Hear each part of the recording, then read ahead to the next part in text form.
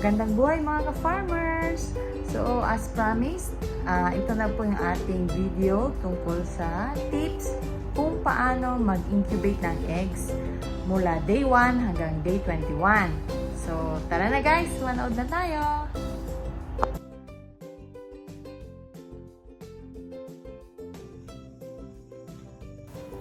Mga ka-farmers, anong kailangan natin gawin sa day 1? So, kailangan po natin ma-maintain ang temperature, ang tamang paglagay ng itlog which is pointy end down, tamang water para ma-maintain ang humidity at ang pag-ikot nito every hour or 2 hours.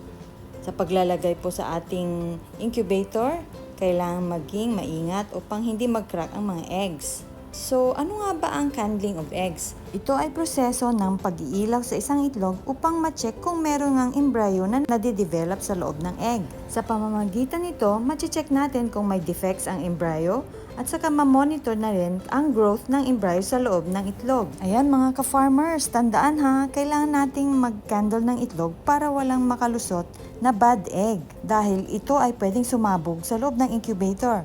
So aside from spreading harmful bacteria, makakaamoy ka pa ng foul smell na talaga namang hindi mo kakayanin at baka masuka ka pa.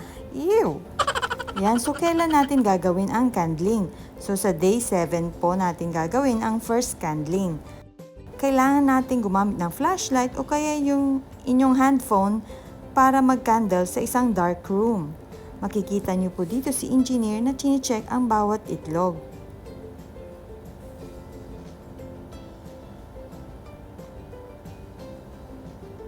Ito po ang bandang kanan ay may mga good embryo at yung kaliwa naman ay bad embryo.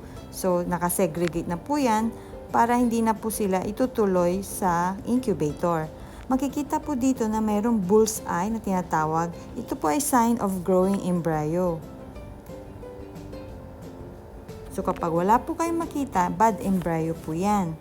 Kapag hindi po sure kung ito ay bad or good embryo, i-separate po siya at ilagay sa bandang harapan ng incubator. So after candling po ng day 7, huwag na po natin galawin ang itlog. Sa day 14 po ang ating last candling at upang matanggal na ang mga unfertile na eggs. Makikita ulit natin si engineer na chine-check ang bawat itlog. Extended for how long? Right now, that's the hedge. Makikita po ninyo yun. Ang nilalagay niya po doon ay mga fertile eggs at maaari nang mapisa sa day 21. Oh, that life. Ayan mga ka-farmers, makikita nyo na ang itlog ay halos na puno na ng embryo. At konti na lang ang space na naiwan sa buong itlog. So, ibig sabihin, ito po ay magtutuloy-tuloy na hanggang hatching day. Nasisyo na. Nasisyo na po. Dito be hatch na. Ayan, buhay. Parang balot na. On day 17 to 19, kailangan na po natin ilipat ang mga eggs sa hatcher. Ito pong nabili naming incubator, may kasama na po siyang hatcher. So ito po ay nasa bandang ibaba ng incubator dahil mababa din ang temperature. Kailangan po wala ng movement at mag-ingat sa paglipat ng mga eggs para hindi ito mag-crack. Ayan mga ka-farmers, excited na ba kayo? So day 21 na, ito ang ating hatching day. So panoorin po natin at maswerte naman po akong nai-record ang pagpipisa ng ating mga itlog. Ayan, hayaan lang po natin silang unti-unting mapisa.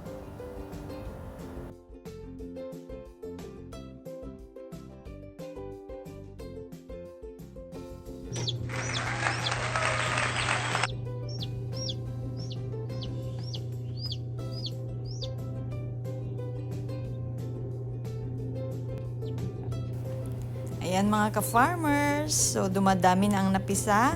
So total of 19 na po out of 30 na mga itlog.